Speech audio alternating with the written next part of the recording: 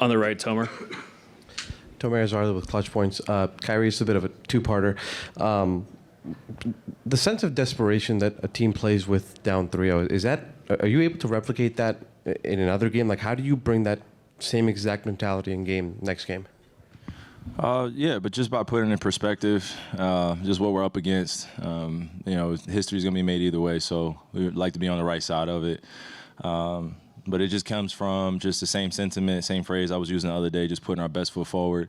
Felt like Game 3, we had a good chance to close out that game to at least put us in a competitive spot. But we waited until Game 4 to ultimately play our best game.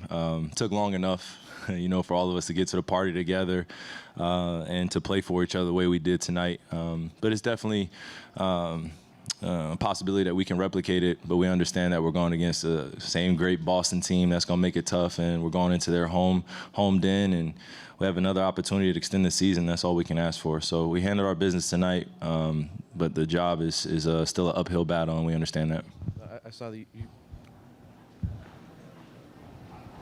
Let's go in the middle. Blake Elliott, 105.3 The Fan. Kai, I asked you on Wednesday about your mindset, right here in the middle. I asked you on Wednesday about your mindset and staying positive and extending the series, and you shared a metaphor to get the bazooka, the 50 cal. Do you think that job was executed tonight, and then how does that help kind of the way y'all won tonight in a hostile Boston crowd for Game 5? Yeah, no, it was how we started off the game, and our ability to go home, get some rest, not having the same 48 hours to get our bodies ready and recover. So it felt like it was pretty much the regular season in terms of that aspect. And, what I was referring to in that metaphor is just go home and get all the armor, and get all the ammo that you need and get ready for this, because we're going to have to keep firing away to give ourselves a chance on the offensive end. But I think for us, we wanted to make it very much more respectable than it has been in the past few games in terms of limiting our mistakes on the defensive end. We've been one of the best teams in the league of getting stops, and that's been our identity. And we play better, I think, offensively, and this is just my opinion. I think it can vary across the team, but I think we play better offensively when we're getting stops and able to push the pace and get easy opportunities in transition, which we weren't doing the past few games as often. So it felt good to be on the positive end of seeing our hard work reward us, and especially on the defensive end. Third row here, Dave. Kyrie, Dave McMahon with ESPN. You're so familiar with it, what it's like to be in the eye of the storm, playing at the ultimate stage in the NBA. That said, how would you describe Luka's response tonight? I think he made a few people eat their words in a healthy way. I'll say that in a healthy way. I don't want to curse up here or anything like that or get anyone into any, unnecessary beef, right, between us as players and the media. But I think this is his first opportunity and first taste of what it's like to be on this stage and to not play up to your capabilities, or to be out there towards the end of the game where every mistake is magnified. I think that's probably what I'm really referring to, is when every mistake is magnified, there is going to be a response, and that's you guys' job to give us your criticism, and then we go home and deal with it in a healthy way, hopefully. But I think with Luka, just like I've been reiterating to the guys, just stay off of social media as best you can, man, and just enjoy the moment that we're in.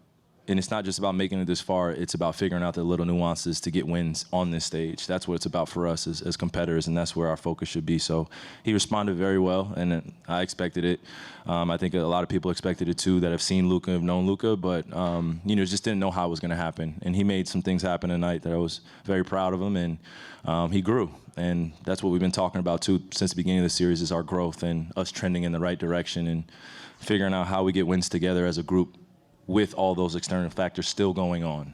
How do you still lock in? How do you still focus in? How do you breathe through some of those mistakes? And I think he did a great job of that tonight. So hopefully we can still extend this series going into Game 5, but we know we still have to play our best, and we have to control what we control. Yeah.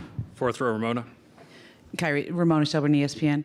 You talked the other day about how Boston really knows your game because you were there, you know those guys, and that was the challenge you had to meet yourself, of them just really knowing how you play. Yeah, how many games was it that they had in a row? Was it 17? Yeah. Yeah. And how have you crazy. been able to take that? Like, when somebody knows what you do, how have you been able to evolve throughout this game and maybe the last half of the last game too?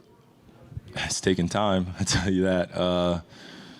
And it's It's difficult because as a competitor, you try not to display all your emotions out there to give an edge, but when you're going against some of the best, they're going to use everything to their advantage, and I think they've been able to do that, and that's why I refer to just having my number or knowing my game very well, and I think I was able to take a step back too and talk to my teammates a little bit more about just what that pressure can feel like, not just from losing to a team, but just going against a team and knowing that they're doing everything possible to stop you, but it's a team game. So I have to really rely on my teammates, and I think, we all did a great job of that tonight, of just continuing to support each other. And it's not just me versus Celtics or Luka versus Celtics or anyone versus the media. It's us, against the world, sort of say, and going against this good Celtics team. You saw all those Celtics fans in there tonight. So they travel in packs. When we go back to Boston, there's going to be a bunch of them yelling a whole bunch of crazy stuff still. But I think we've been able to grow and face kind of this adversity head on, and we're figuring out each other in a crazy way during the highest stage of basketball. So it's a beautiful thing, but it's also can be chaotic if you don't know how to stay poised through it. So I think we're figuring out each other throughout those phases. Appreciate the question, Ramon. 6th row, Vinny. Kyrie, Vince Goodwill, Yahoo Sports. Before the game tonight, Jason had an impassioned sort of defense of the criticism to Luka.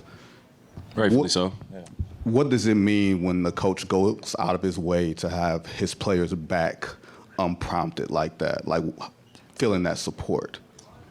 I think it shows you how important it is to have quality leaders in the locker room and somebody that's been through it, somebody that can talk through it, and also somebody that's more than willing to sacrifice themselves to take the bullets and the brunt of the responsibility, because he knows how important it is for us to focus on the right things. We can't be focused on trying to answer all these unfair critical questions. I mean, some of them may be fair, right? But I think if you're not necessarily out there playing with us, it's going to be hard for us to connect, if you're talking shit about one of our teammates. And we're not going to go for it. And I think that's what you're seeing, not just from us, but our head coach. He's dealt with his fair share of criticism from some of you guys in this room and some guys in the past. And some of you criticize him as a coach, rightfully so, like I said.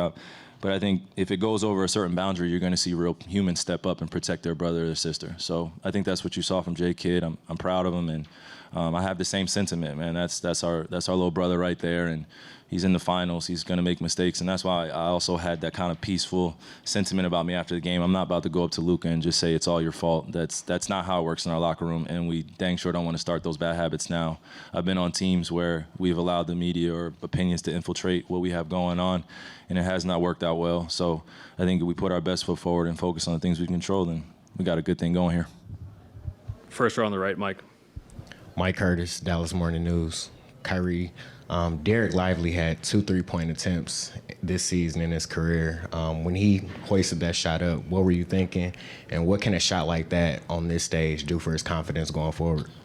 I mean, if you're familiar with D-Live's game, then you know in high school he was shooting those threes. He was on a pretty good team, too, that ended up winning a few championships together.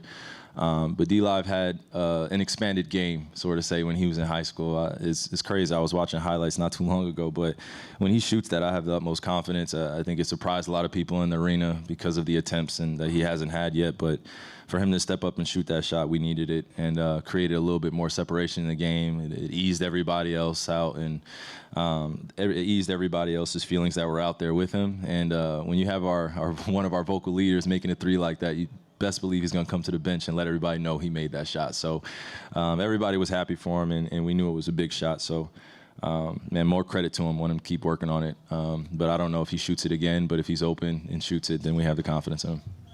1st row, Tim. Tim McMahon, ESPN. You talk about poise a lot. I know that's something you've worked with Luka on in terms of not letting frustration affect his focus.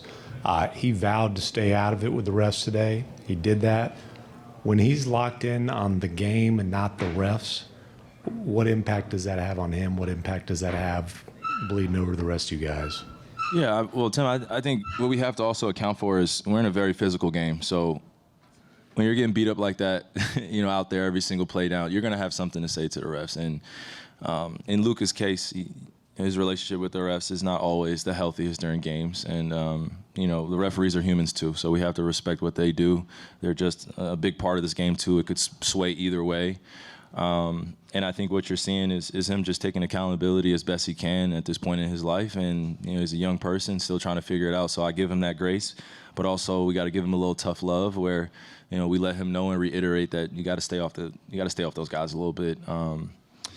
So I think it's just lessons being learned. And when he is locked in like that and he's not paying attention to the rest, he is, a huge, impactful player for us and a great leader for us. So we just want him to stay consistent on that and not be too hard on himself either if he's going to do that. If he gets a tech, so be it. No one's fratting the eye, but if we're trying to get back into the game and we need the refs, then there has to be a different perspective, a different approach you got to take. So sometimes a good conversation works with the refs. Sometimes eye-to-eye conversation works with them. But when you're shit-talking them and MFing them all the time, it could get to them too. So I'm not saying that we're all perfect, but we got to use everything to our advantage on a positive note.